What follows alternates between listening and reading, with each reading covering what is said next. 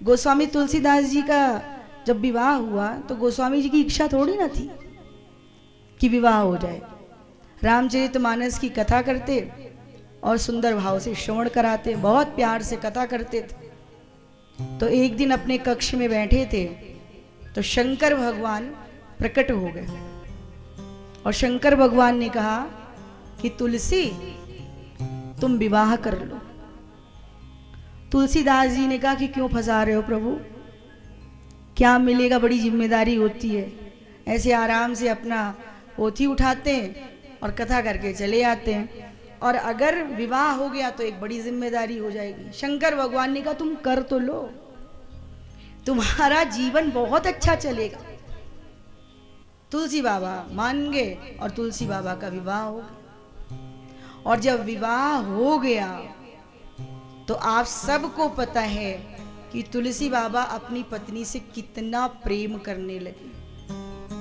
ये भी ज्ञान नहीं कि मैं सर्प को रस्सी मानकर चढ़ रहा हूं, शव था उसको नौका समझकर उससे पार जा रहा हूं।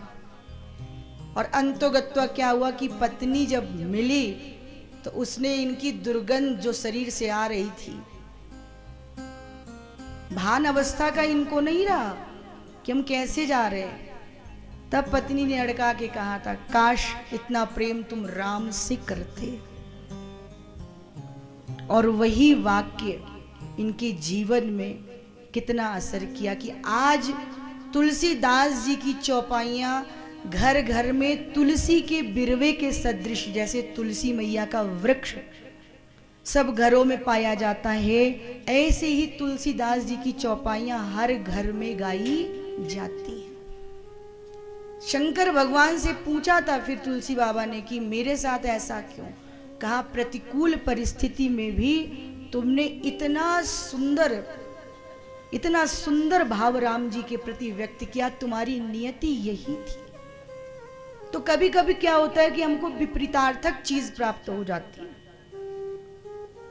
हमारे बिल्कुल अगेंस्ट होती है, पर वहां पर भी अगर आप पॉजिटिव रहकर सोचोगे तो ये लगेगा कि ये परमात्मा की मेरे लिए ऐसी इच्छा थी।